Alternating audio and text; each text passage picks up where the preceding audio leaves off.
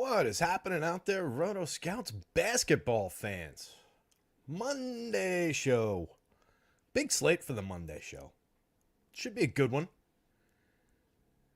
No real plan to get the show started. As usual, no prepared remarks. Just kind of stumble my way in the door.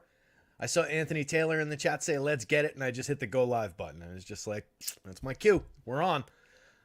What's going on, Anthony? How are you, buddy? Welcome, welcome. Couple people hanging out. Cujo's here. There's Cujo. Hello, Cujo. Hope your weekends were good. Steven Leibowitz is here. 134 games today. Yeah, it's weird with these, these 6-8 gamers that they've been cutting slates down to lately. Finding a 10 gamer and then an 11 gamer. It seems like a huge slate now. Where these were like, they're big, but they're not like crazy untenable. But yeah, it's an interesting one. Oddly, DraftKings went for the 9 o'clock game, but didn't include the 10 o'clock game, the late game between Philly and Portland. So we've got 10 on FanDuel. They go through the 8:30 games. DraftKings wisely included the 9 o'clock game. I really don't know why FanDuel would leave that one off. I guess maybe they just wanted 10-game cutoff for whatever reason. Seems arbitrary to me, but maybe that's what they were thinking. But it looks like a good one. A lot of interesting spots. Kind of a mediocre man Monday. It's a lot of Memphis has like 8 guys going, and it's just going to be all ugly. They're all going to be super high chalk. Should be interesting. Black Main's here. What's going on, Black Main? Good football weekends. Anybody do anything good in football? I had like a little bit better than break even weekend. It looked like it was going to be a losing weekend for a while. But I had most of my action piled into the second game, fortunately, or at least like a lot of lineup shares. I had a few chasers in the big FanDuel tournament. I think the best one ended up finishing I don't know if it finished in double digits. I think it was in the like 125 range by the end somewhere, but it had crept up to like the high teens. Chasing Tom and some of those guys from the other place. And then it looked like a day where a lot of 150 maxers did pretty well. A lot of pros did pretty well. But yeah, it was a little bit better than a break-even day by the end. The lineup that I used in single entry and in the bigger buy-in tournaments ended up getting just over the cash line, which obviously helps make it a break-even day.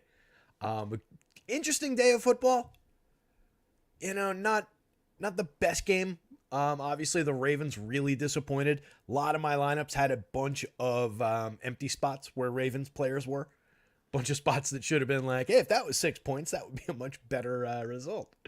But yeah, ugly one there. And then just a letdown by the Lions in the second half, unfortunately. Anthony Taylor's here trying to condone the Lions, console the Lions fans, I think he means. But yeah, I'm with you. Poor Lions. I was rooting for the Lions. It should be a very good Super Bowl. Obviously, these two teams deserve to be here. As mediocre as the Chiefs might have been all season, just put Mahomes and Kelsey on the field in the playoffs, and they're going to get you to the Super Bowl most years, it seems. But they've got other things going for them. Pacheco's pretty good. Their lines are decent. Their defense is honestly underrated, underratedly good. San Fran, obviously, star-studded. Heck of a comeback, too. The legend of Purdy grows. So it should be a good game in 2 weeks. I'm really hoping they throw up a slate for the flag football game on Sunday. Just for the fun of it. I haven't checked if they did, but I think that would be a blast. I have no idea how to project that, but I think it would be a lot of fun. Basically be like Madden. Yeah, I know we had at least one good return in Lone Wolf posted a solid little 3K winner in the Discord. Looks he had a Patty Mahomes lineup, and then the congratulations you came in first place note is covering up the next 3 guys, and then Jameson Williams, Travis Kelce. Seems like a pretty solid lineup, 163-pointer on DraftKings. So anyway, let's get into this slate a little bit here. Get my ugly mug off the screen. So, as you can see, a number of the uglier portions of the Memphis Grizzlies are up at the top of the board. Looks like a big day for Victor Wembanyama.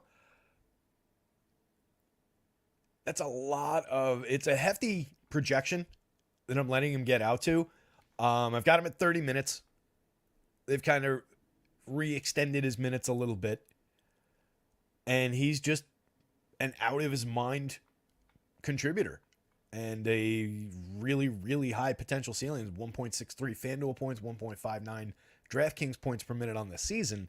Since the start of this year, he's been in the upper 1.8 range, 1.88, 1.89, somewhere in that territory, and we've seen him up above 1.9. I'm giving him a pretty hefty number here. Might come down a little bit given how much he's coming into these lineups in this first sim that I ran. So we'll take a look. Keep an eye on Wemby. He's certainly not going to go up, but he does look like a very interesting piece in a points per dollar sense, in a price sense, at only 8,900 on DraftKings. That just stands out. But you can see on DK, there's several guys above 6. They're all obviously not the Wemby class of player. And then you've got a 7 at the top of the board in terms of points per dollar with Scottie Pippen Jr. So it should be an interesting one. In terms of the Vegas lines, let me actually pull up the fresh board because I put these in a little while ago.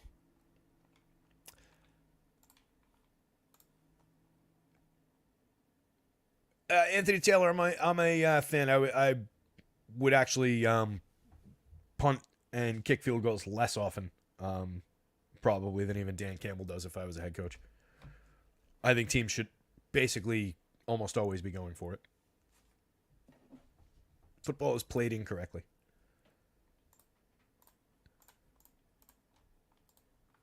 And as I've said a bunch of times, like through our football shows, for like the purposes of what we do, like football samples are crushingly small.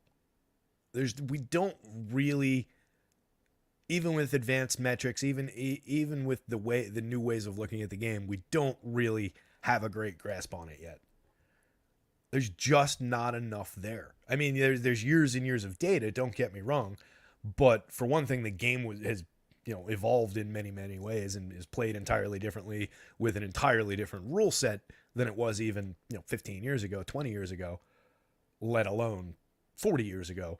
Where a game like baseball, even though they change things like the height of the mound, this, that, the other, it's played on differently shaped fields, it's very pastoral and so on and so forth, and human umpires calling strikes differently and all of that. There's so much data for baseball because there's so many games, because there's so many data points in each game, that the analytics just mean a lot more.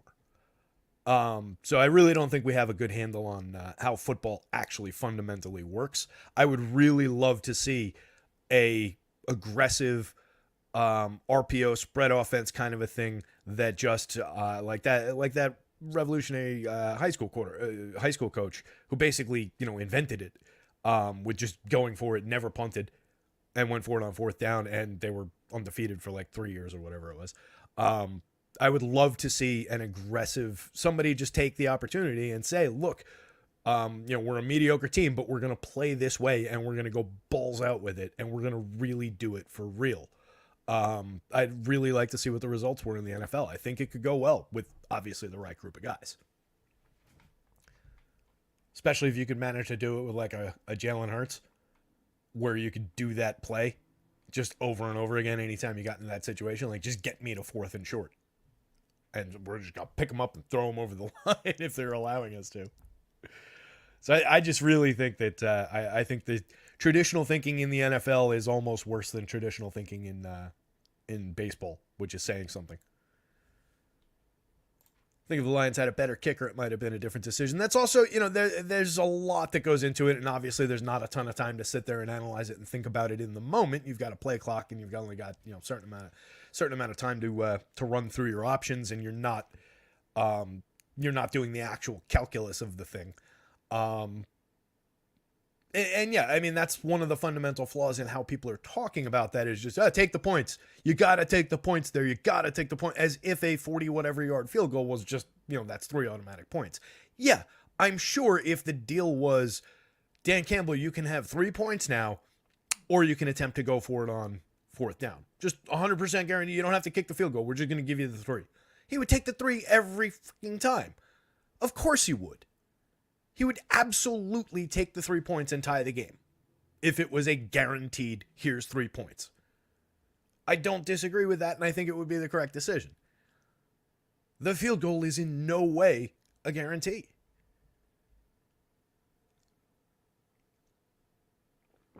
Mamba's here. What's going on, Mamba? So yeah, it was an interesting Sunday of football. And just inexplicable decisions by the Ravens throughout the game. Not only did Lamar have a bad game, make a lot of bad decisions, like throwing the ball to whoever it was that threw up his hand. Was Likely who threw up his hand in triple coverage. That was obviously a terrible decision. Lamar seemed a little hesitant. Like, all right, they're sending 47 guys in the blitz this way.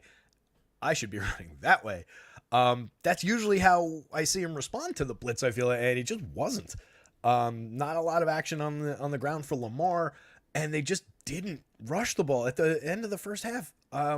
Justice Hill had like 3 carries. Lamar had like 3 carries. I think Edwards was right there. Like, it was a weird game script for Baltimore. Did not like how they approached that game at all.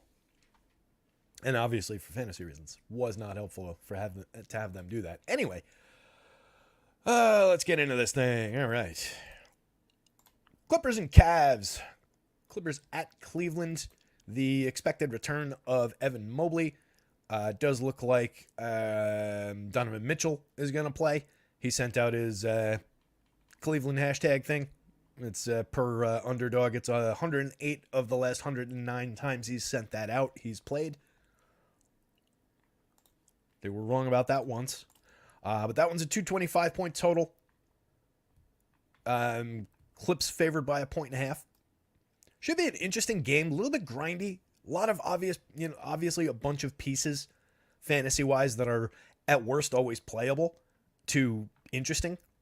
A lot of star caliber, or if they're not A pluses, they're solid B pluses to A minus kind of players in that game. So that's one to watch. It's just not one where I think everybody goes nuclear, or one where we have look at all these value guys that you just have to have a ton of. I think there's just a lot of good filler in that game. The Clippers in Cleveland. The Knicks going to be without Julius Randle for a few weeks. Dislocated shoulder. Not great. Basically one of 2 irreplaceable players for what the Knicks do. It's going to throw their balance off completely. I don't know where they're going to replace the scoring necessarily. It's more straightforward about where they're going to find the minutes, I think, than who's going to actually do that scoring. I don't expect it to go out to a crazy broad rotation. I think Tibbs is still going to keep a pretty tight rotation. And he's got guys that he just, I think, envisions as, just jumping into that role.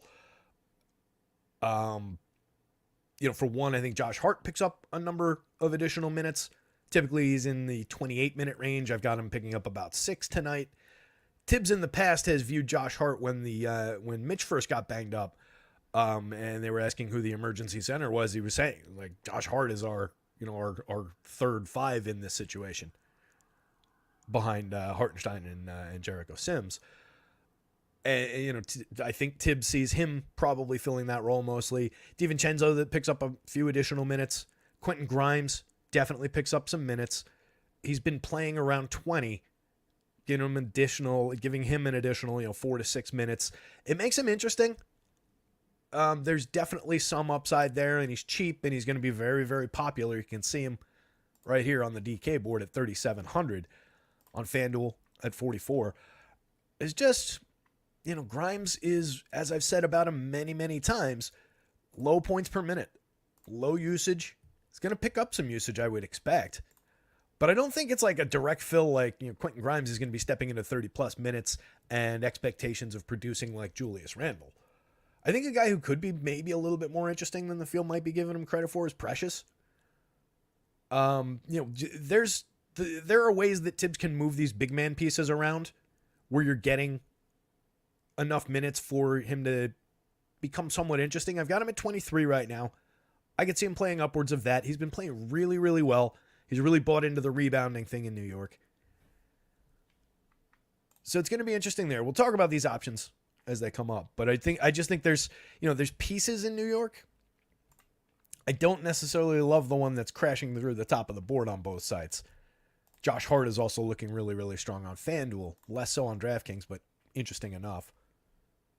Anyway, that game has the Knicks favored by 9.5 on the road in Charlotte, 221 point total. Obviously, there's some pieces from the Charlotte side as well. Utah in Brooklyn. Utah favored by a point, 236.5 points on the board. That one has some interesting pieces and parts. New Orleans and Boston, 9-point spread favoring Boston. Obviously, 237 on the board. 241 on the board between Washington and San Antonio. Some low-end teams, but obviously we've got Wemby up really, really high on the board. There's probably some other pieces and parts that we'll take a look at in a second. San Antonio favored by 4 in San Antonio.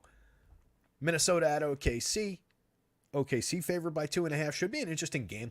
224 point total. Minnesota obviously very good. OKC very good. Strong defensive acumen on both sides. So the low total makes sense, but there's still some pretty interesting pieces from that one. At least in a just name brand kind of a sense. Play them whenever you want to get to them kind of a sense. We'll see how they trended through in Sims.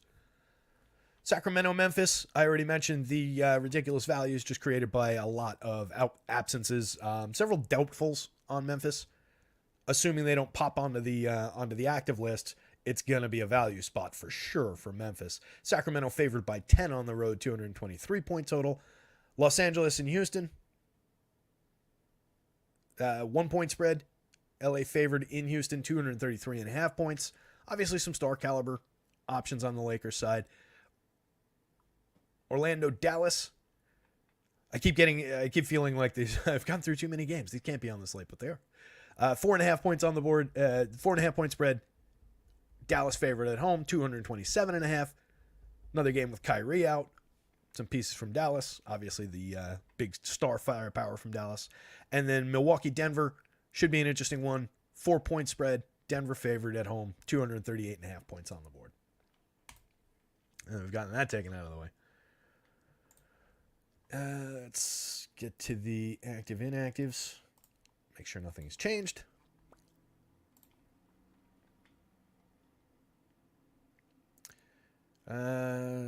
Tuesday.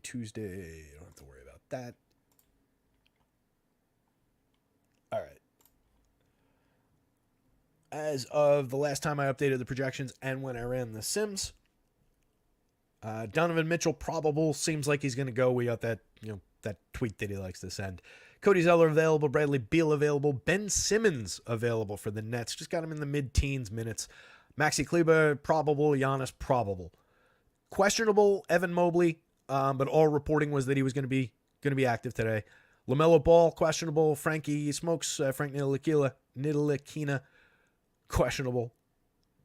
Al Horford, Kristaps Porzingis, both questionable. Yusuf Nurkic, Anthony Davis, LeBron James, Mike Conley, Sasha Vezenkov, Vince Williams Jr., Dominic Barlow, Zach Collins, Markelle Fultz, Derek Jones Jr., Dante Exum, and Dwight Powell, all questionable. Already out, Ivica Zubac, Darius Garland, Tristan Thompson, Evan Fournier, Julius Randle, Mitch Robinson, Gordon Hayward, Kyle Lowry, Mark Williams, Luke Cornett, who's doubtful, Bol, Dorian Finney-Smith, Day'Ron Sharp, Cam Reddish, Gabe Vincent, Tari Eason, Desmond Bain, Luke Kennard, John Conchar, who's doubtful, Jake LaRavia, Derrick Rose, Marcus Smart, Zaire Williams, who's doubtful. That's the entire roster from Memphis, in addition to guys like Ja, who were just out for the season that I don't list. Gary Harris is out, and Kyrie is also out for Dallas, like I mentioned. So we've already got a lot of pieces out, but we are waiting on some key news around some interesting names there.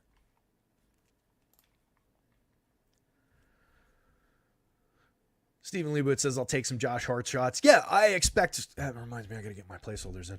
I expect that I will have a pretty good amount of Josh Hart, of DiVincenzo, of Quentin Grimes. Like, I'm not saying don't play those guys. I'm just saying they all come with that same basic asterisk of, if these guys aren't knocking down their limited attempts, they come with a ceiling on what they can do on the court, like what they can do for a fantasy score. You might still get into their mean projection range. Quentin Grimes goes out, plays 26 minutes, goes 1 for 5 from 3, scores 2 other points. maybe picks up a couple boards, a couple steals, and an assist. Maybe he gets you 20 and change points, 18 to 26 fantasy points on the FanDuel scale. Obviously, on the high side of that, at 3,500 or 3,700 rather, on DraftKings, if he's at 22. If he gave you 26, that's a pretty good game. But that's probably him actually picking up a couple of more buckets than what I described. If you're just at that mean score, it's not going to tank a lineup, but it doesn't necessarily create a winner. You still need some big plus type games from your stars that you paid up for in that lineup. All right, plays all those around. So all of those nicks just come with that, to varying degrees, obviously, come with that low usage, low to medium per minute numbers. Like Josh Hart there on row 12. You can see I don't have that file. There it is. Josh Hart, right? 11.8% usage. Josh Hart's a very good NBA player, but he's a role guy. He's going to extend this usage tonight, I would expect. I had this teed up. I must have closed it.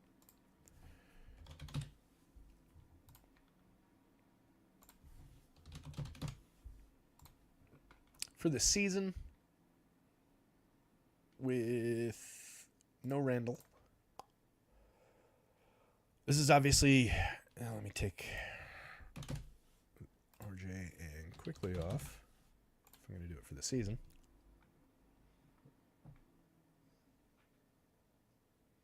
There we go. So, back to the start of this season. No RJ, no Emmanuel Quickly, and then obviously no Julius Randle. I can take Mitch out of here too, but he doesn't really matter. There's actually only 1 minute, so it doesn't matter at all. Sorted by usage. Yeah, he's just at 14.2% usage in that situation over 164 minutes, 340 possessions.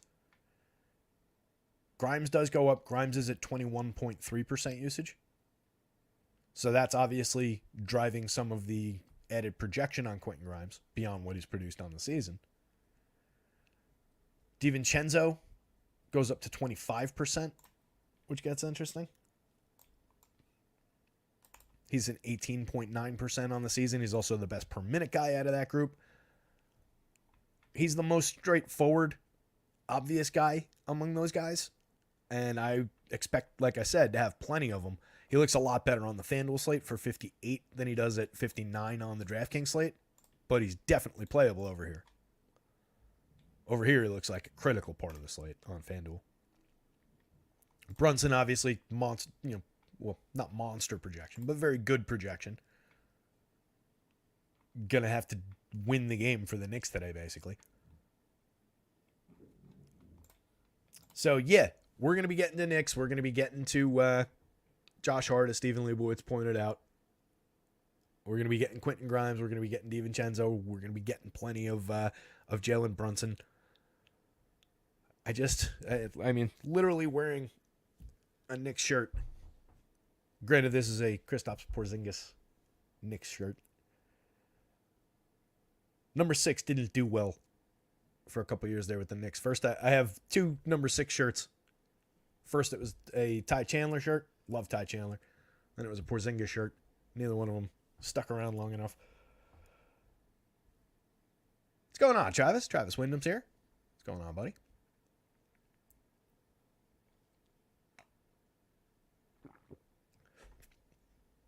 Someone named Matt Hurt is signing a 10-day with the Grizz, available tonight. Not in the pool, most likely, but can take minutes somewhere. Ironic name for the Grizz, yeah. Hurt. Let me see if I'll just make sure he's not in the player pools.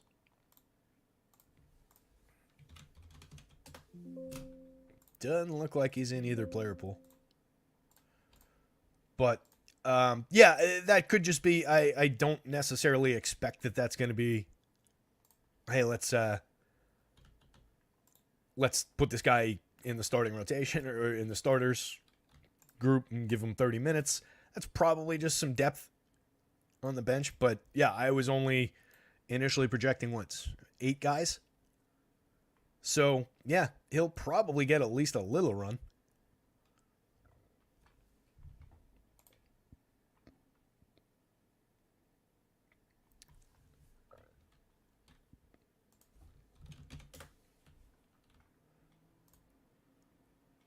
Just going to their team page real quick.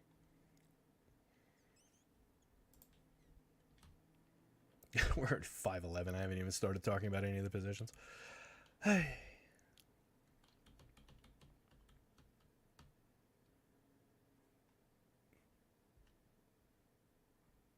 Yeah, so he's not even... Like, they're straight up signing him off the street, huh? He's not even on, like, a two-way or anything. Not on their G League team.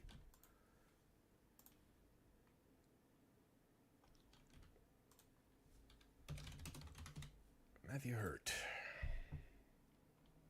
6'9", 235.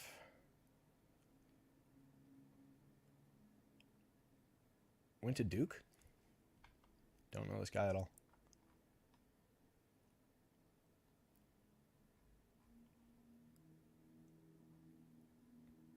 So he's been on and off the roster, it looks like, with them a couple times.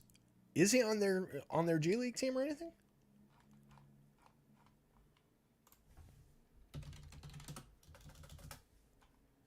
Doesn't look like he's ever actually played. But like October 14th, 21 signed a contract with Memphis. October 16th, 21 waived by Memphis. October 10th, 22 signed a contract with Memphis. October 13th, 22 waived by Memphis. September 30th, 2023 signed an Exhibit 10 contract with Memphis. October 16th, 2023 waived by Memphis. Is he just like working the arena and he's a big dude and they just bring him down from the bar when they need him? Like, I don't really understand. I mean, I understand, but I have no idea how to project any minutes for this guy. I would imagine they don't necessarily want to play just 8 guys, which is what I have active for them. He is on the G League. All right. Thank you, Power. I could have just looked that up. Averaged 22-2 and 7.4 rebounds. All right. He played 2 games in October? He does not have a game log. Not on Basketball Reference, anyway. All right. So we'll see if we can find a couple minutes for, or just set a couple minutes out of the group here, I guess, for him. So, like, my 240 goes down to, not taking it away from there.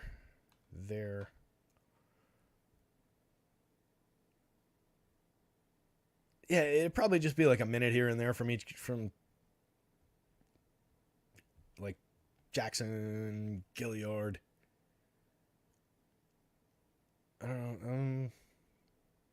Yeah, I don't see anybody taking a big haircut from where I've got them. He probably just, I'll throw 6 minutes off to the side or 8 minutes off to the side or something like that. That would be a collection of a minute or so from a group of guys. Anyway, let's start actually talking about this thing.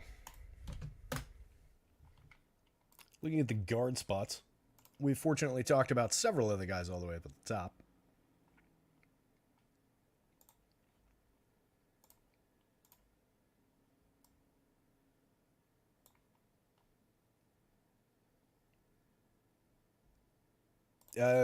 Toronto not on this slate, right?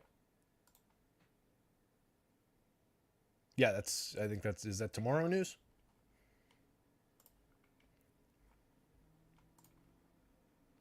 On a day where there's 2 different slates. I just got to make sure. Yeah, yeah, we're good. Yeah, that's Tuesday news. IQ also doubtful for Tuesday. Jakob Poeltl questionable for Tuesday.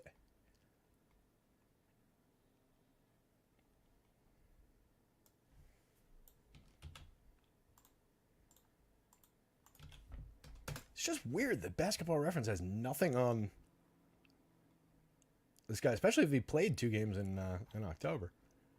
I guess I could go to NBA.com.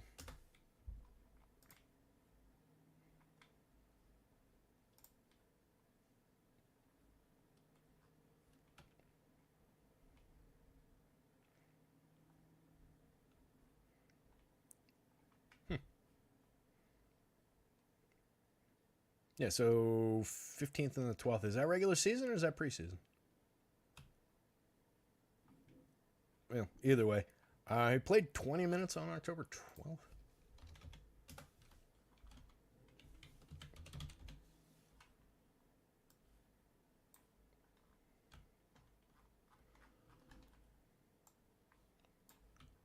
Popcorn machine only goes back to November 1st. All right.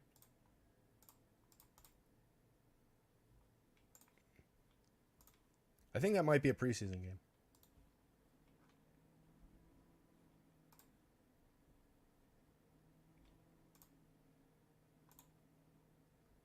Yeah, he's got no official stats. Like if you go to his statistics page, it's just Duke stats. He does have on NBA.com 2 game log entries from October, as whoever that was pointed out. I believe those are preseason games. October 12th has to be preseason. So he played 20 minutes in that one, for what it's worth. Went 1 of 4 from 3. So we've got that idea at least that if he's out there, maybe he's chucking a couple of threes, missing them, creating a few rebounds. He grabbed 3 rebounds in that game, had 2 steals, was a +1. And then he managed to be minus 13 in 6 minutes in his other appearance on October 15th. Over 2 from the field, including over 1 for 3. 1 assist. So, yeah, I mean, we can't play him anyway. But that's just going to be the kind of profile that may be out there. LaMelo out. All right.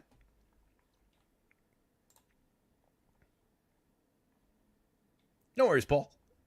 No, I'd always rather have the note and make sure to figure out that it's not relevant than just completely not have something. So this is just going to become, if we keep going through this, now we're getting the 5:30 news coming. This is going to be a mess. All right, so LaMelo being out is definitely going to create some space. It's probably going to be Ish and Nick Smith again, picking up some relevance. Especially if Frankie Smokes doesn't go. I've got 8 minutes on him now, so that would create an additional couple of minutes there. But obviously that's a big piece out on the Charlotte side. Knicks are going to murder the Hornets. I'm pulling all my Brunson Hornets. Don't underestimate this Knicks team's ability to play down to this Charlotte team's level, especially with no Randall out there. I just don't necessarily know where their scoring is coming from. Like Brunson, sure. Hartenstein, sure. DiVincenzo, I trust, for the most part, and there's going to be plenty of usage there. It's just, the scoring is a little thin on the Knicks already right now. And taking Randall out of that equation is going to really make things dicey. Like OG is not the most reliable scorer. Hart, not the most reliable scorer. Quentin Grimes, not the most reliable scorer. Miles McBride, not the most. You can do this down the entire bench. Their big men are more like rebounders. Hartenstein can score a little bit. But he's been solid in his role. He's been really, really good. Don't get me wrong. But yeah, I don't know that the Knicks are a lock here. I would certainly still play some of that. So there'll be value on both sides of that one now. That'll get interesting. All right, so that's a change to this board. You will definitely see at least the Smiths will jump up probably into this kind of territory at the guard spot. I don't know that they're competitive with these. Might drag these down a little bit. Like maybe you would see Scotty. What are they priced at, actually?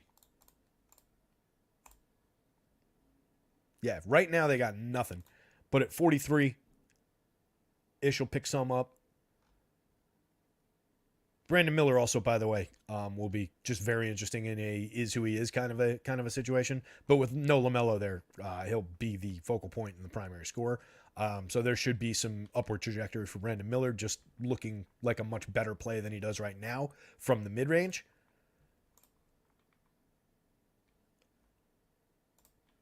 What is Nick Smith on? There's Nick. Oh, his position's not coming up on DK. He went through the sim. It's just his position lookup is failing because I didn't have him on the names list. So especially if Frankie Smokes doesn't go, you'll get an uptick for Nick. You'll get an uptick for Ish. I prefer Ish, as I have said numerous times. Tends to be, the guy who's going to be the presumptive starter, get more minutes, get more. He's just the better overall player. So that'll get interesting. Miles Bridges also, we'll see an uptick kind of along the lines of what I said about Brandon Miller. So getting back to Memphis, Scottie Pippen Jr., there's minutes to go around. He could potentially take a little bit of it, like maybe if I'm looking for a minute here, a minute there, I'd take him down to, 26, 27. But he's still going to look pretty good. 55% win rate as it is, landed in 82% of the top 150. He was the highest projected owned player on DraftKings the last time I looked. Still is. It's about more than half of what that top 150 number is, but this is well ahead of the field on that value play. Just a price-driven value play. In 17 minutes the other night, 17 and change, he put up 10.6 FanDuel points, but in his limited action, 15.6 minutes a game over 3 games. 0.95 FanDuel points per minute, 20.9% usage. For 4,400 on FanDuel, he looks pretty good. Lands in 50% of the top 150. That's also a little bit ahead of his projected ownership. It's a tighter margin there, though. 39% win rate. Quentin Grimes, again, needs to knock down some shots to pay this off. 44 on FanDuel, 43.9% win rate, 54% of the top 150. I'm not entirely comfortable with that. I might pivot some of that to a more expensive Dante DiVincenzo, a little bit more expensive Josh Hart. They're both coming up a ton anyway. But Grimes does have the potential. As I said, the usage goes up to 20 plus in a no Randall situation. No Randall, no Barrett, no Quickly since the start of the season. So there is usage there. There will be opportunities there. We're talking about a guy who's currently shooting 37% from 3. That's 4.7 attempts a game, 1.7 makes. If he can come out and take 5 additional threes and shoot at this rate, we're probably home. He's a good defensive player. He's a grinder, but he's not a gigantic rebounder. Not a great assist guy. 8.1% assist rate, just a 4.4% rebound rate. Really needs to knock down those shots. But he's there. On DraftKings at 3,700, just pairing these two guys gets you so much value. And they're landing like that. 66% of the top 150 and 82% of the top 150 for those two. Both at 50% plus win rates. The next guy on that board being Wemby. I forgot we're not sorted to guards anymore. I was like, wait, does Wemby have point guard eligibility suddenly? Jacob Gilliard, he's just been a 0.7 points per minute on FanDuel, 0.71 on DraftKings, but another guy just plenty of minutes there. 3,600 point guard only on DraftKings. Looks just as good. You can't tell me that there's not essentially equivalent upside, especially with additional minutes. He's been at a much lower usage rate in his extended experience, 29 games, 16 minutes a night. Just typical like backup guard run. But tonight has the opportunity to succeed. If he goes out there and he's the hot hand over Scotty, then there's nothing really to say that these can't flip. He's also super popular. Second most highly owned player on DraftKings, only a couple points behind. And currently the top projected owned player on the FanDuel slate, actually, which is interesting. Right around this level. So this is getting to him about the field. He's got a 49% win rate on FanDuel. It's the highest at the guard spot. Yep. We're getting 5.73 points per dollar at that 4,100. So on FanDuel, if you want to pivot a little bit around ownership, they're both going to be very popular. But if you just want to have like a little bit of a leveling effect, maybe go a little under on Gilliard, a little over on Scotty over there, and do the reverse on the DraftKings slate. Just one way to approach it. But either way, you're just going to be playing pretty good value chalk there. And then again, Ish is going to land up in this territory. Probably not as good as these three, but probably, I would imagine, in ahead of these. Like ahead, I don't know if he gets ahead of Luka. Luka at 11-8, 18.39% win rate, and nearly 25% of the top 150 on DraftKings. 11.3%, little above 10% of the top 150 on FanDuel. Looks like a great option as a pay up on DraftKings. I don't know if he lands ahead of this, but I think he probably does land ahead of these guys in the high 5s to 7 range, just because he was like 44.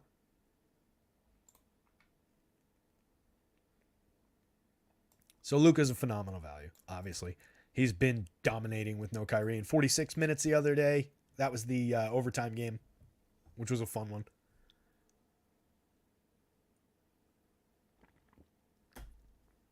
$71.5 FanDuel points. Obviously had the monster 73-point real-life points game. That was the day when we talked about whether 80 point projection, 70 plus, I think, 73 point projection or whatever. That was the day when we talked about whether that was too high. I stand by what I said. I think having him in where I had him, like, high 60s was more than enough. We were getting to him more than enough. Obviously, he outperformed it, but he outperformed their projection as well. That difference of, I think it was ultimately 4 fantasy points at that high a level just doesn't really matter. What's up, throwbacks? Alan Marga, on this largest slate, I probably would prefer 3. I don't think you need to block 4 value guys just because of how low cost Scottie Pippen is, Jake Gilliard is. There are a lot of pieces of value. So I don't know necessarily that you need to book 4 value pieces and then like go shopping for just a couple extreme stars. I think you probably want 3 and then balance it off. Like, that's why we're getting Luka so high up. But we'll take a look. I believe I had it set to 4. It might have been limited to 3 on the sim that I ran, actually. Most of these, just taking a quick glance at the DraftKings board, a bunch with 2 Memphis guys and a bunch with 3.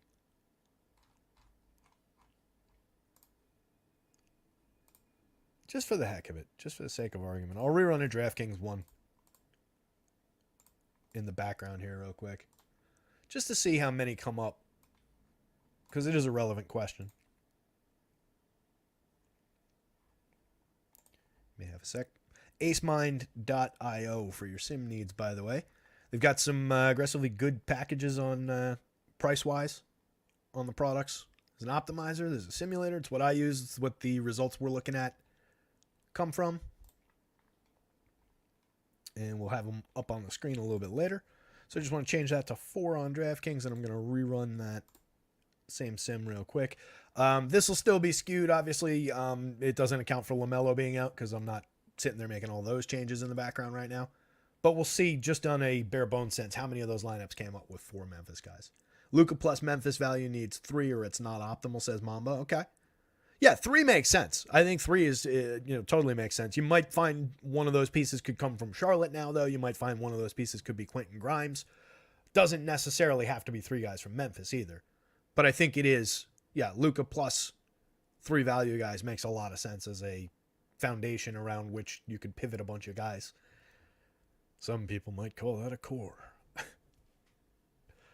Mikal Bridges, looking like Mikal Bridges in the middle of the board. 15.7% win rate on FanDuel. Just 5% of the top 150 is interesting. Probably just getting a little squeezed positionally at that price in terms of how he landed, but I feel like this is definitely justifiable for you can push a little bit more Mikal Bridges in there if you want. 16% win rate, just coming up 4%. Same story on DraftKings. That's an interesting one. What's his ownership looking like? He is like mid popular. Not all that popular at all. I mean, I shouldn't say not all that popular at all. Double digits popular, but sub 20% on both sites. That's interesting enough. 1.01 FanDuel points per minute, 1.04 DraftKings points per minute, 5.160 K points per dollar at shooting guard, small forward for 72. It's not bad as a solid mid-range guy. 7,900 on FanDuel, not terrible. Cam Thomas also showing a little bit of value there. 66 on FanDuel, scoring dependent guy for sure, but a 30% usage rate in the time that he gets. 28-ish minutes a night, 29 over his 36 games. 43 fantasy points in 41 minutes the other night. Gonna give you, if he gets a solid chunk of minutes, he's gonna give you around that points per minute on the nights where his shot's falling. Not a player who does a whole lot else. DiVincenzo, as I've said a couple times, definitely looks strong on FanDuel. Critical piece on FanDuel at 5,800 shooting guard, small forward, 39.7. He goes from this 19% usage up to like 25% usage in this situation with no Randall out. Should be seeing an uptick in minutes, or with Randall out. That was for the entire season. No Randall, no IQ, no RJ. So there's a lot of opportunity there for DiVincenzo to shine tonight. And he's been good. You can get games of 19 minutes, 18 points. And Tibbs isn't shy about, all right, your shot's not falling and you didn't hustle on that one play. Why don't you hit the bench and I'll stick Quentin Grimes in there for a couple minutes. Although he doesn't love Quentin Grimes, they're showcasing him for a trade. Could be the same thing with, Miles McBride gets a few additional minutes. But out of all those guys, I think I prefer DiVincenzo. I like Josh Hart as well, who's in that mix. And then Jalen Brunson. Again, just 24.4% win rate on FanDuel, 38% of the top 150. Seems like a pretty obvious, interesting spot. Even at 93, he's been outperforming the 93 anyway. 56 FanDuel points in 38 minutes the other night. This is entirely realistic to expect again. I've got him shy of that in terms of his median projection, but approaching it.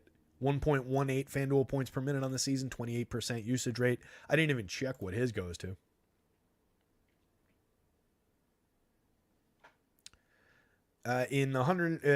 Just 87 minutes since the start of the season. No Randall, no Barrett, no IQ. 99 possessions. Brunson had a 32% usage rate. So even from the opportunities he's already taking, we're going to see an uptick. Colin Sexton had another good one the other night. 35 minutes, 51 FanDuel points, 1.16 per minute on the season, 26.5% usage. On DraftKings, he's 6,900. On FanDuel, he is 7,600. Big price differences, but holds up about the same site to site. 12% win rate on FanDuel, 12.5% on DraftKings, about 10% of the top 150 on both sites. Easily playable against Brooklyn. Could have a good scoring night against that Brooklyn team.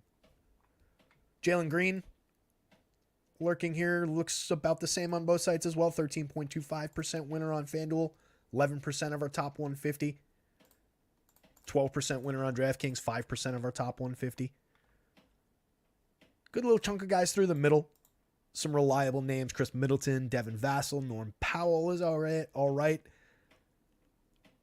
Middleton and Jamal Murray obviously not on the FanDuel slate. That's why they're blank over here, by the way. So on DraftKings, you get Middleton, 10.9% win rate, a little ahead of that in the top 150 at 14%. And then Jamal Murray, 10.5% win rate, 10%, just right around. But both very good options, 1.15 points per minute out of Middleton, 1.23 out of Jamal Murray. Freddie VanVleet's in that solid group around 10%, a little bit less on FanDuel. Donovan Mitchell, 11% win rate on FanDuel, 9.27 on DraftKings. Getting to more of them on the FanDuel slate, I would expect that means he's fairly low on. That might take a little bit of a jump once we get official confirmation he's in. Yeah, single-digit projected ownership for Donovan Mitchell on FanDuel is kind of interesting to me. I don't dislike this. Not the greatest matchup for scoring in the world against the Clips, but it's Donovan Mitchell. Don't really care. So I like that we're ahead of that win rate, and we are more than double the field's projected ownership on Donovan Mitchell, while not getting crazy overexposed in the top 150. That's a good spot on FanDuel. On DraftKings, it's a good but not crazy good spot. 10% of the top 150, 9.27% win rate. There they are. Similar situation, even lower ownership. So we're actually about double the projected ownership anyway. It's just not the same level. But still looks, good and has a very obvious ceiling. SGA, another interesting star that we can get to. 7.1% win rate makes him very playable at 10-1. 6.6% of the top 150. 7% win rate on FanDuel. 4% of the top 150 for 11,000. Just getting pushed out of some of those shares by Donovan Mitchell, by a more expensive Luka, but definitely playable. Gonna probably need to have a pretty big game. They're going to beat that Minnesota team. Again, another one that's also just not the best on paper matchup going up against Minnesota there. But 1.58 points per minute, 1.55 for the season. That includes games against good defensive teams.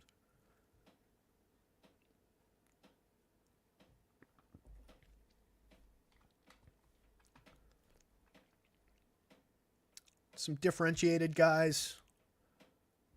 There are playable like mid-range pieces through here, like the D'Los, the Corey Kisperts, the Trey Joneses of the world. Mostly lowish single digits. Trey Jones stands out a little bit, but we're not getting to him that much on FanDuel. 7.4% win rate. Not like crazy good standout, but that pops against the 3s and the 1s. All those guys are in the 4 to 7% range win rates on DraftKings, so they're all playable, but none of them are a priority. Jaylen Brown being the best player in that group. Drew Holiday's also in that group. I wasn't going as far down as Anthony Edwards when I said that, by the way. He's at a 4.3% win rate. Did not land in any of the top 150 in that DraftKings sim, though. That's interesting. At 94 on FanDuel, didn't land in any of the top 150 over there either. Just a 1% win rate. Still probably better than Jaylen Brown, though. High praise, but I think it's fair. 11.8% winner for James Harden on FanDuel, getting to him a little bit more than the field. 14% of the top 150 over there. On DraftKings at 8,300, just 1.8% win rate. We're getting to him a little bit more than that, which is interesting. He's not expensive. 1.18 DraftKings points per minute on the season. Booker, obviously another player with a monster ceiling. 58.3 FanDuel points in 36 minutes the other night. Capable of going out there and putting 60 plus on the board, as he proved. 8.35% win rate on FanDuel, 5.3% of our top 150. Looks like a playable option to mix into, a handful of your 5% of your top 150, just like it shows.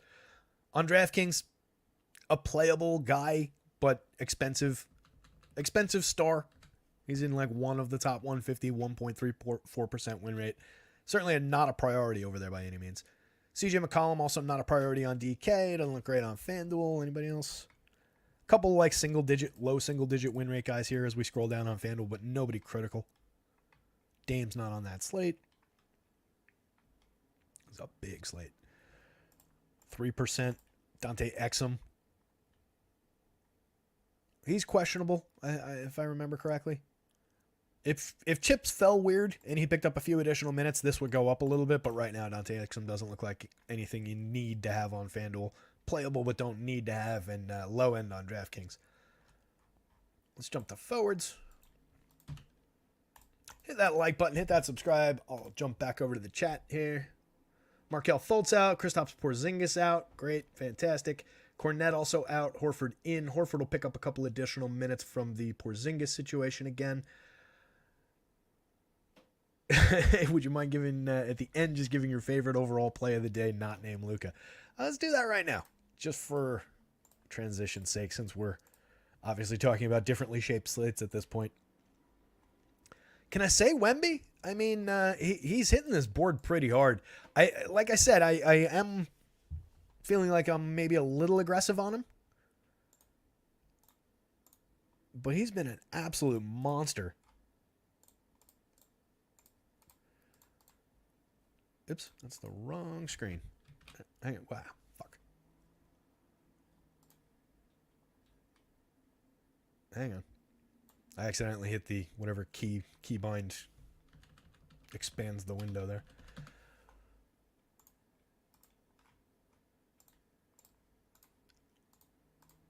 So like I said, I am definitely aggressive on Wemby today.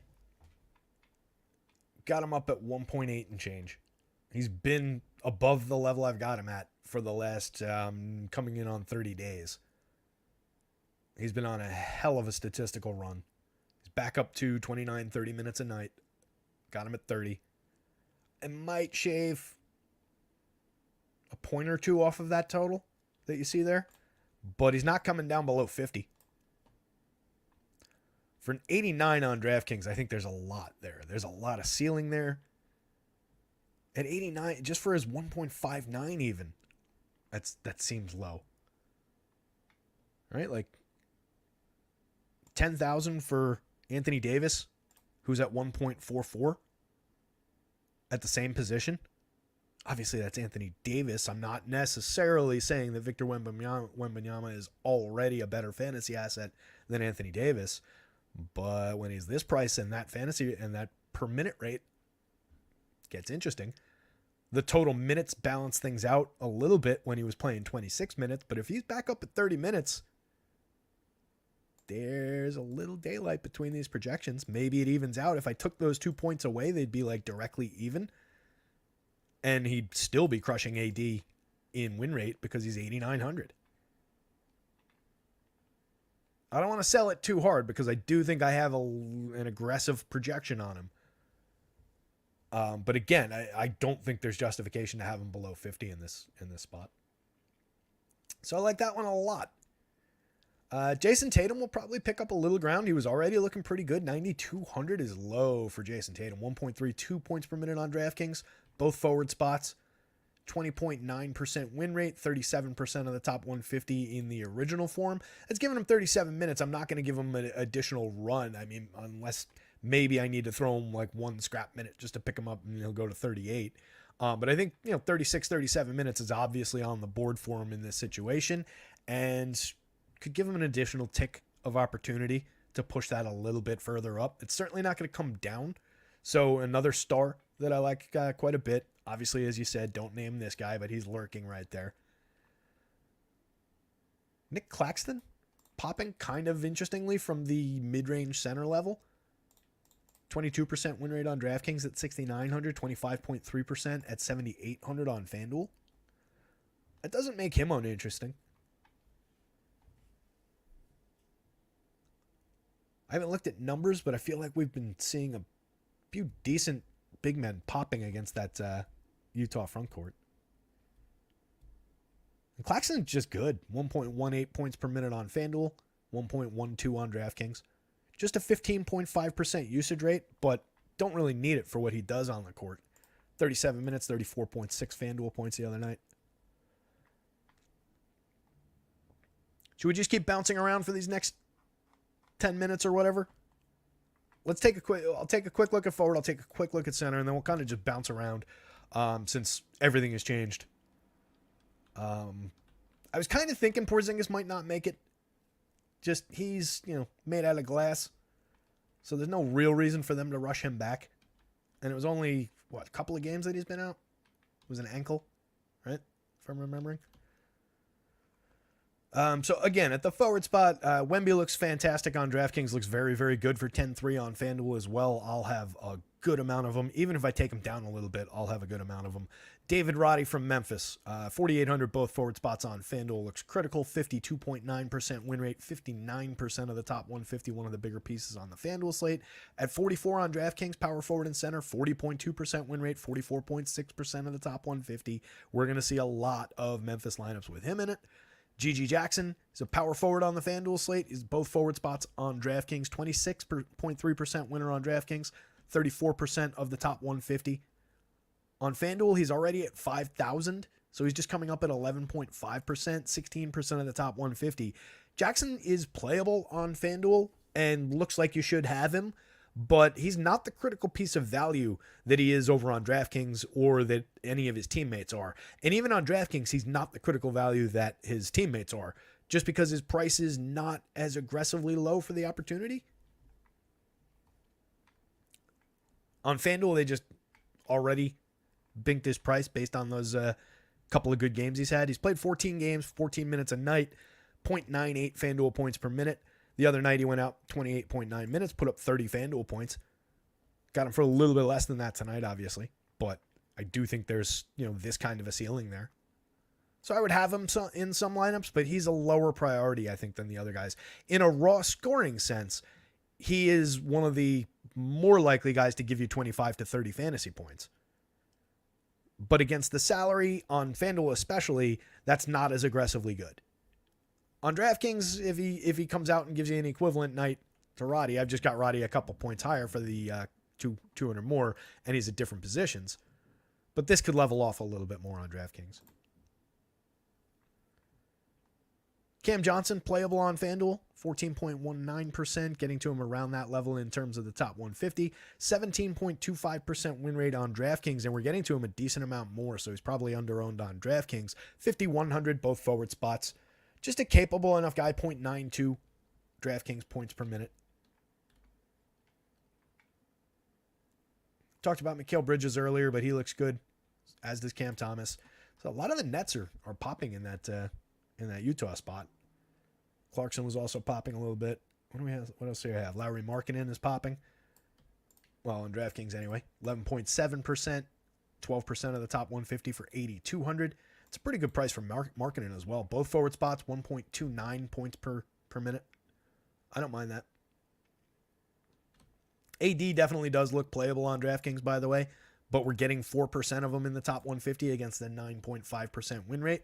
That just means there are better options at cheaper prices, like where we saw Wemby, like where we saw and will continue to see Jason Tatum.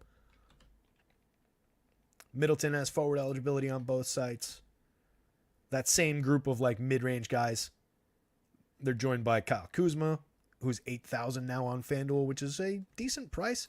Just 4.9 points per dollar, but 18.9% win rate, 17% of our top 150. So a pretty high usage rate, over 30%. 9.3% win rate on DraftKings, 7% of your top 150. Just playable on DraftKings, but looks like a interesting like middle type option. After you filled your value, you filled your couple of stars, you grab your Luka or whatever. Kuzma looks like an interesting option to try and squeeze into the middle on FanDuel. Jeremy Sohan's been playing really well. Point guard and power forward on the FanDuel side, power forward only on DraftKings. I like him better with the interesting positional flexibility on the FanDuel slate, and he maths out better over there. 18.4% winner, 12.6% of our top 150. Under 10% and half of that on the DraftKings slate doesn't make him nearly as interesting. Kelly O hitting a little bit on DraftKings at 4,000. 7.5% win rate, a little bit less than that in the top 150, but that's a good enough piece of value with excellent per minute upside when he gets the time. On FanDuel, he's already priced up at 5,100 and doesn't look relevant at all. Triple J looks good on FanDuel. Denny Avdija looks good on FanDuel. Triple J could also just go out and have a pretty decent day from Memphis and get all of the attention. Interesting here is 17.49% win rate, 28% of our top 150. On DraftKings at 81, just kind of priced like is who he is kind of a spot. 7.25% win rate. Interestingly, only 0.67% of the top 150. What is his projected ownership? That is way, way under on Jaren Jackson. That's interesting. So he obviously got squeezed at 81. Definitely got squeezed by some of these Wemby shares. Probably a little bit around Tatum, but more that one. Probably lost some to like Bridges coming through here, but that's not even really. Does look like some of them went a little bit more like low end or like lower mid type values. That's surprising. The field is way, way higher than that. The field is like 3 times this win rate. So he didn't come up with a great win rate. I mean, that is part of the reasoning behind why his number here in the top 150 is low. He potentially, if we're right, let's put it that way. If we're right on DraftKings, Jaren Jackson is very overowned. That is not to say that he doesn't have a monster ceiling and a very good projection. 8,142 DraftKings points on the board, 1.17 points per minute. It's just very popular for who he is at the price. That is interesting. Major inflection point between the two slates, too. 17.4% winner and overexposed to him on FanDuel. Way underexposed to him on DraftKings. Interesting. Come back to me tomorrow on that one. Denny looking good on FanDuel, not as relevant on DraftKings. 7% win rate, just 1% of the top 150. Kawhi, 6%, right around that level on DraftKings. Less relevant on FanDuel. Cat, a little bit of a win rate, 8.57 on FanDuel. 6.5 and a little under that in terms of our top 150 on the DraftKings slate. Giannis not on FanDuel, but on DraftKings, you can definitely get there. 6% win rate. Got to him a little bit less, but he is in our top 150. Probably as usual, we'll see him in one of those ultimate, top 10 result lineups. Maybe not, but I expect we will. Josh Green still picking up time for Dallas. 20.2% win rate on FanDuel. 19% of our top 150 at 4,700 small forward and shooting guard. On DraftKings, still sub 4% win rate, but there's a little something there. Didn't really get to him that much in the top 150, though. Minor exposure to guys down through here. Your Kyle Andersons, Chetty Osmonds, Keegan Murrays, Jonathan Isaacs, Franz Wagner's of the world. Porzingis obviously off the board. Wasn't really all that relevant anyway, but that's going to open up 32 minutes for Boston there. Isaac looks a lot more relevant on FanDuel. 26.8% win rate. Minimal minutes. I might take a look at that one. But again, when he's out there, he's a good defender, and he's very, very good in terms of what he's been doing points per minute. The usage is okay.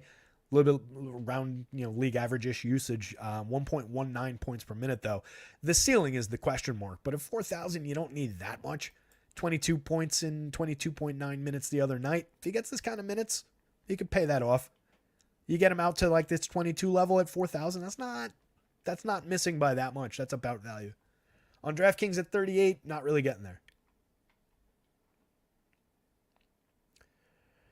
10+% for Paolo. 12% of our top 150 on FanDuel. On DraftKings, just 1% win rate. Did not get in the top 150. I think that's all the differentiated guys. Yes. Let's jump to center. We'll just take a quick look if there's anybody we haven't talked about, and then I'm going to pull lineups up. And I'm going to try and actually punch out in the next little bit, 6:05, somewhere around there, just so that I have time with all these games and all these changes to make.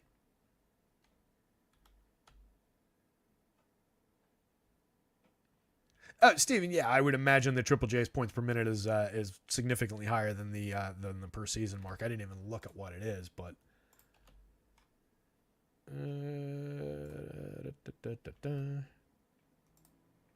bear in mind, though, sometimes, having to play with third string point guards and everything will have an impact on a guy like Triple J. But I suspect that it does go up. I've got him well above his season number already.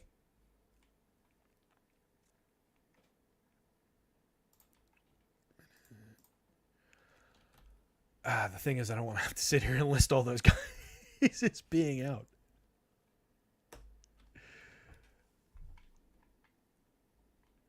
So for the season, he's in that 1.18 territory. I've got him over 1.3 tonight in that result, so I am accounting for it. I just don't know offhand what the corrected number is, and I don't want to sit here and take the time right now to punch those in. Like I said, I do want to get out of here. Just take Ja and Bane. Triple J goes to 1.35. Yeah, I mean, that's a good starting point for getting around that. And that's where you'll see it might jump above 1.4. It might jump down to, the low 1.3s, the high 1.2s, depending on how he's done playing alongside guys like Gilliard and so on and so forth. With those guys needing to get him the ball. So there is a potential impact there. Also, you're playing with just, younger, less experienced guys has an impact. Guys who want to make their mark and take a bunch of shots, like a Scottie Pippen. So, there is a little give and take there. But 1.35 is like right on the nose for where I've got him today. So we're good. So again, at the center spot, we talked about Wemby, Roddy, Claxton off the top. Jokic not on the FanDuel slate, solid 13.2% winner on DraftKings and getting to him at a nice 20% clip. So that might be your second star over on DK. I suspect we're going to see a fair number of Doncic Jokic lineups. Win for Eastern Europe. Those two guys are amazing. Santi Aldama looking pretty solid, 12.5% winner on DraftKings, 12% of our top 150, and on FanDuel, 33% winner, 43% of our top 150. Power forward and center for 55. Claxton was getting a lot of the FanDuel ownership as a center only. Most of these other guys have dual eligibility at power forward. The other center only guys, looking down at line like 53 down there, Bam, Şengün, Lively, 2.7, 5.3, 2.1 winners on FanDuel. Similar numbers on DraftKings, 4.2, 3.5, 3.4% win rates, and very low, lower than those numbers ownership. Any one of those guys could obviously put up a pretty high score. Sabonis is in that same territory on DraftKings at 10-2. He's got a 3.09% win rate, 2% of our top 150. He's more relevant on FanDuel. He's got power forward eligibility on the FanDuel slate. So obviously a pretty decent target for pay-up shares at power forward. 12.5% win rate, 8% of our top 150. Mentioned Cat before. Playable on FanDuel. Playable on both sites, really. Not a priority on either, but playable on both. Kuzma I talked about before. He's not a center on FanDuel, just both forward spots. Doesn't look like there's anybody really crazy differentiated. I mentioned Precious when I was talking about the Knicks. Just have been playing really, really well. And I could see Tibbs configuring it so that, you know, him and one of the other bigs are playing alongside one another. There's no real reason they couldn't. And, you know, 2.8% winner right now, not accounting really for any of that hypothetical. Could go out there and give you 26, 28 fantasy points, exceed expectations a little bit at low ownership. Not the worst option, 1.03 FanDuel points per minute, 1.02. I would have room for a couple of shares of Precious, which is, you know, 2% of the top 150. Sounds about right. If you wanted to push it, say, grab 5%, you know, 7, 8 lineups. I think that's probably right. Wemby's rebounds go up with Collins out again. I didn't have clock Collins being out yet, so that's another interesting one. Yeah, Wemby's just, again, that does make me even more enthusiastic. I don't know that I'm going to give Wemby that haircut now. If anything, maybe he does find a way to increase that projection a little. But, yeah, monster day potentially for Wembanyama. I love that you're getting some Jokic where you can have him on DraftKings. That's really solid. Having Luka here and Jokic here, those are your two big pay-ups of the day on DK, right? Pretty straightforward. And then you can probably get them with Wemby. You think you can get that? We'll see if it comes up. But given how many 3s and 4s we've got here and reasonable like low 5s to work with, you could probably get that 3-man. Let's take a look. Sometimes when I make these transition moments, I feel like Mr. Rogers. Why don't we go on over to Storytime Village and take a look at some lineups?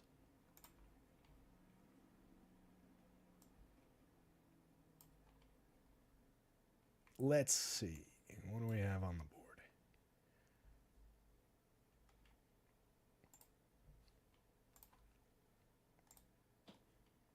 There it is. Sometimes it doesn't want to pop onto the screen. Sims courtesy of acemine.io. Off the top, seeing a lot of Jalen Brunson in these top lineups. So where Jalen succeeded, he really succeeded. A lot of Wembys. Some Giannis's. I'm not sure that we've got a... it's a little bit more balanced, honestly, than I was expecting. Not that we're not getting 3 value guys. Is this the one where I let 4 go in? Hang on, which one did I open?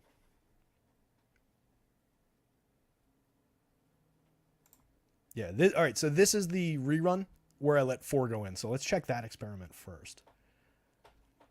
It does look like we primarily want 2 or 3 Memphis guys. This one, and then you're getting 4 value guys in some of these. Or actually not necessarily. That's probably still 3 value guys because Jalen Brunson's in that lineup. So a lot of these are going to be Knicks value guy. Quentin Grimes primarily in terms of the value guys. You also have like DiVincenzo from a higher price. Jalen Hurts from a higher price. And then guys like Precious as like more dart throw levels.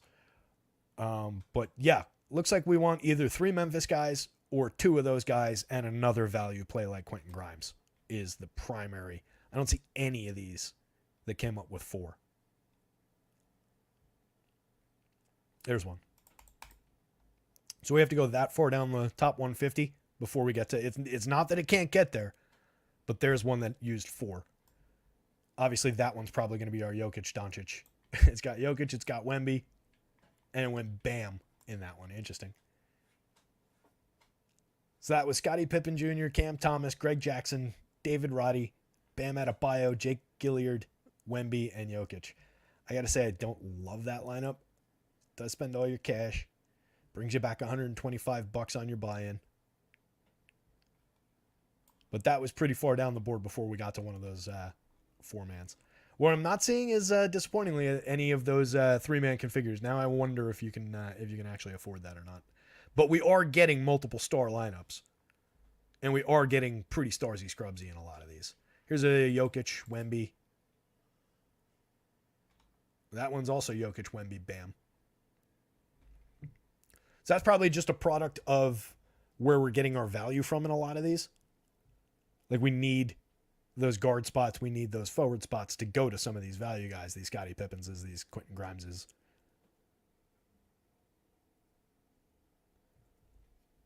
So looks pretty much like in this, at the point guard, you're either going with Jalen Brunson or you're going with a value. We do have an Anthony Edwards creeping in here, a Sexton. But primarily that's either one of our Scottie or Gilliard or Jalen Brunson there. Most of them will probably have, like this one's Brunson, Gilliard, Brunson, Scottie. There's a Harden, Gilliard, Brunson, Scottie, Brunson, Scottie. That's going to be pretty consistent. You're going to want one of those value guys in either the point guard spot or the guard only spot. A lot of the same situation at shooting guard. Pretty much values all the way through up to like the mid-range types like Cam Thomas, Kevin Huerter, Malik Monk creeping into a few shares. But a lot of Quentin Grimes who's in the high 3s. There's a Mikal Bridges, there's a Middleton. You can also get Quentin Grimes in some of those, in both of those actually, in forward spots. But looks like more spend at the small forward. Handful of Jason Tatums who will look a little bit better. This one's got a Brunson, Tatum, Wemby, Middleton, filled then Gilliard, Pippen, Derek Lively, Quentin Grimes. Rough around the edges type lineups. That's what we get when they come up, kind of starsy scrubsy like this. But you do have some high points in each of these lineups. You can easily afford like 2 solid A's and a B plus, or like 2 A pluses and a B kind of lineups. Plenty of value on the board. But again, I think we're looking for 3. This one's 3 Memphis guys. A lot of 3 Memphis guys. 3 Memphis guys and a Nick, but that Nick I think is Jalen Brunson in that one, yeah. So it's really 3 Memphis guys or 3 Memphis guys and a Nick value. There will be Charlotte value that's not represented here. There will be changes for Boston. There will be changes for San Antonio. I'm sure there will be additional changes for Memphis. We've got a number of other situations that we're still waiting on news for. So it'll be just really interesting. But we want to create a very strong rotation of stars and upper mid-range guys. Kawhi, Wemby, Luka. That's not a bad lineup around Scottie Pippen, David Roddy, Dante DiVincenzo, who I like, Quentin Grimes, who's just a piece of value, and then Gilliard. That's where it gets like, I wanted one more good name in that lineup. That's what I'm saying. It's like a little rough around the edges with some of these. Gilliard, Grimes, Tatum, LeBron, Jared Allen, Freddie Van Vliet, Santi, Scottie Pippen. That one feels a little more balanced. I don't know why necessarily, but a little bit more balance in that one. Lot of building blocks, though. The common names are the very high-end Wemby's, Luka's, Jokic's. There's a good amount of Bam on here who I don't feel like we talked about. Let me check Bam real quick, actually.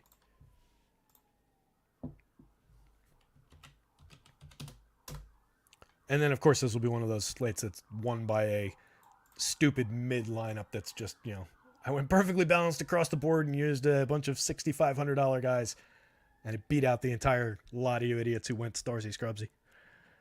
Bam looks to be one of those cases of. That's weird. Why did he come up that? Hang on. How much did he come up here? That is interesting. Bam's all the way down here. He only landed in 6% of that top 150, but hit it pretty hard. That's actually more than he landed in that previous sim. But it does look like when Bam lands, he's landing pretty well. So that's interesting. It's a little less expensive than those other big centers, and he was a better asset, if I remember correctly. On no, not really. Around the same level on FanDuel. He's 91 center only. I was thinking of somebody else. So you do have spend available at center. Most of these go spendy at the big man spots. Power forward obviously has a good amount of spend around Tatum, Wemby, some GG Jackson obviously in there, David Roddy in there, but Larry Markkanen's there, Tatum's there, Kawhi, LeBron, so on. Fairly good at center, where you're not getting Bam. You've got some Claxtons, you've got some Sabonis, some Wemby being used in that spot. Şengün, obviously Jokic. You do have your Kelly O shares there, your Lively's. You can use center for a little bit of value, depending on where you go with like your small forward spot, probably. Guard, again, you're just bouncing guards back and forth between these one value guy, where two value guys, one reasonably high end guy like a Brunson. Forward looks pretty Starsy. A second of Wemby, Giannis. Bam, Wemby. You can middle it a little bit, of course, with a Jackson, a Middleton, Barnes. But there's spend available, again, across all the big man spots. And then you're just using util for primarily, it looks like, Starsy level spends. Just this is the guy that I saved up for with Wemby, with Jokic, a Gobert, oddball in there, Anthony Davis.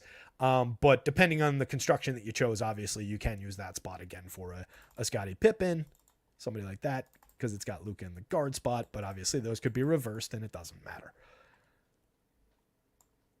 So ultimately, again, you're looking at probably 3 Memphis guys in most of your constructions, 2 Memphis guys and a Knick, 2 Memphis guys and a Hornet, and whatever other values emerge. Let's take a real quick look at FanDuel, 608. Just anticipating all the changes. Conley out. It's non-night again then.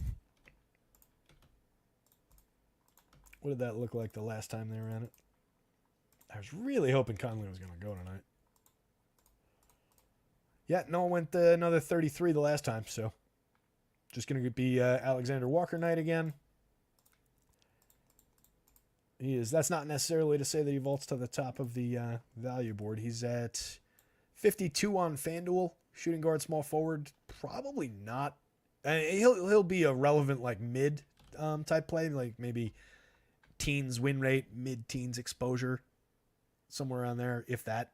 But 52, like that's not a crazy strong value price, even adding a bunch of additional minutes. He was projected just for 13 FanDuel points. I can just change this now.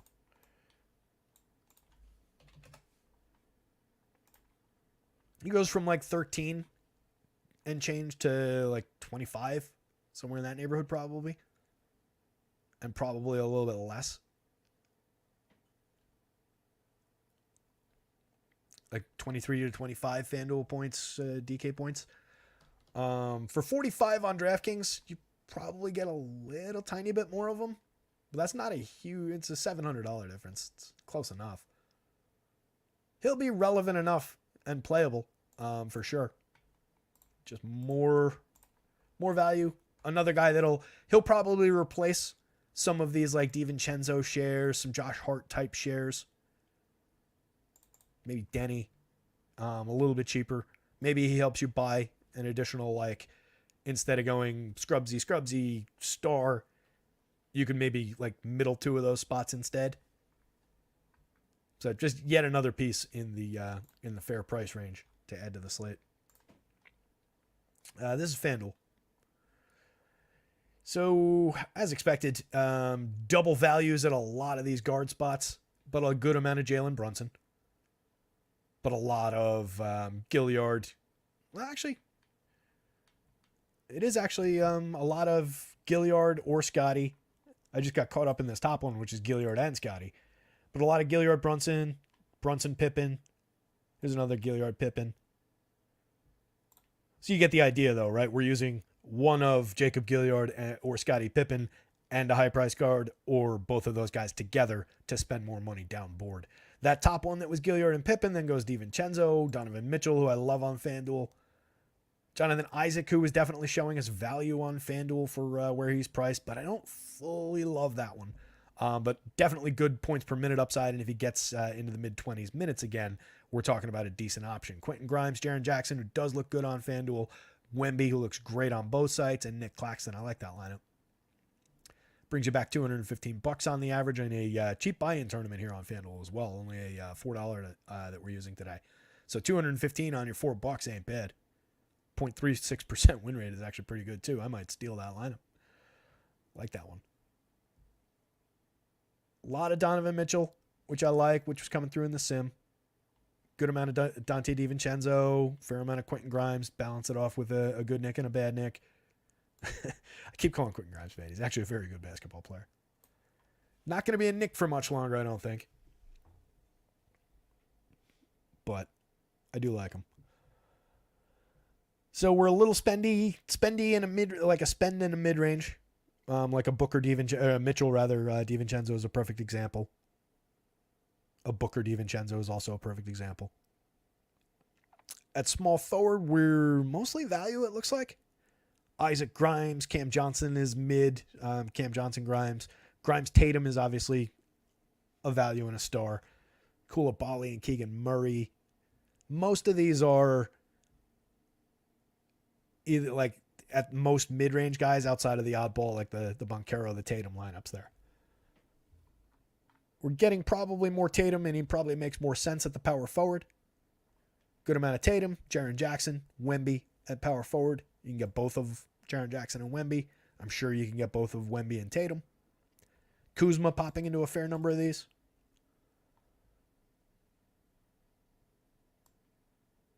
And then a good amount of Nick Claxton at the center. Bam lands here a little bit.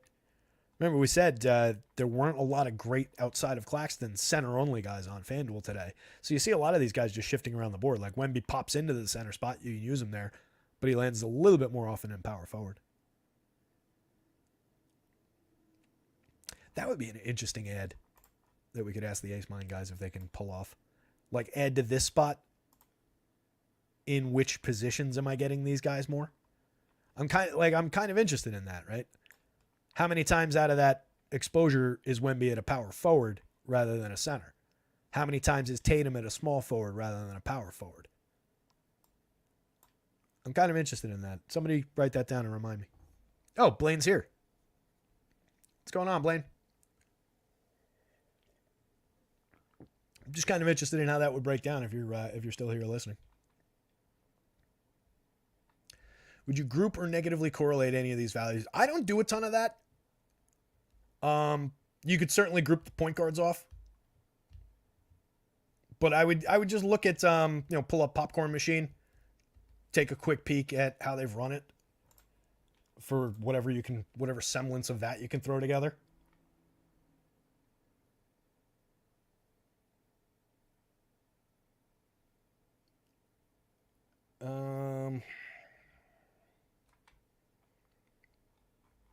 I don't even think it's necessary, really.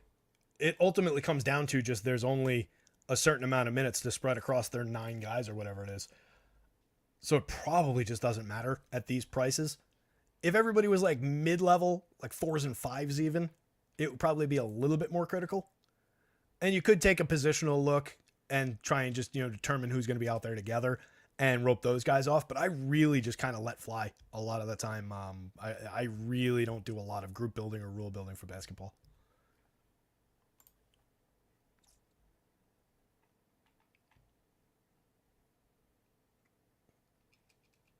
Love it, Chan. Chan's here as well.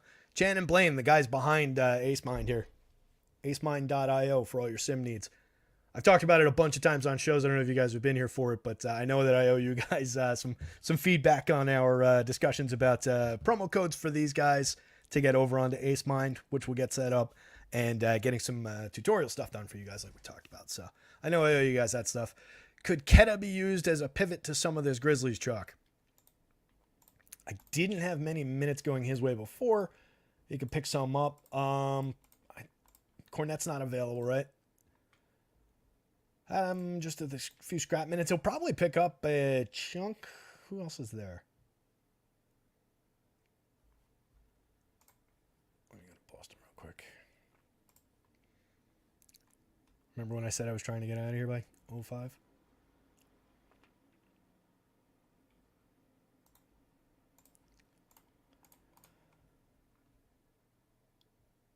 Zaketa went 12 the other day. Lamar Stevens played 8 minutes the other day. He's also decent sized. He's 6'6", 230. Not all that big.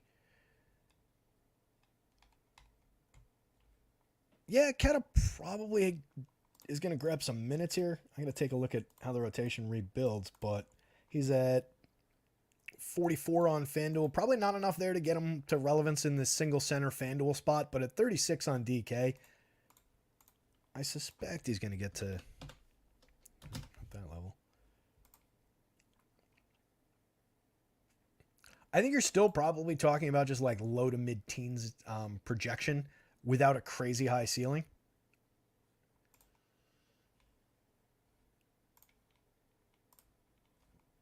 Let's see. He's been at, on the FanDuel scale, 1.01 on the season.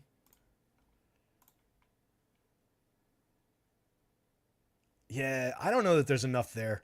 I think he's going to end up like sub 12 DK points projected. So he would need to find a bunch of minutes or really, really excel. Even at 36, I don't think there's enough there. 44 on FanDuel, just no. Tatum is going to crush. I like the Tatum play. He was already coming up a bunch. All right, let me get out of here. It's 6:18. I got to get this stuff updated, all this stuff we've been talking about. We've been going an hour and a half. Little scattershot on the show today, but a lot to discuss with all these games. Board looks pretty solid. Go Victor Wembanyama. Go Grizzlies value. Let's do this thing, gang. Good luck out there. Hit the like button, hit the subscribe here, jump into the Discord. If you can't get the Discord to work, just shoot me a DM somewhere, Twitter or whatever, or a public message on Twitter, and I'll just share the Discord link again with you. I know it goes in and out of expiration. Rotoscouts.com for all your projections needs and so on and so forth. Follow the @rotoscouts Twitter handle. Good luck out there. Somebody go win something. See you guys tomorrow.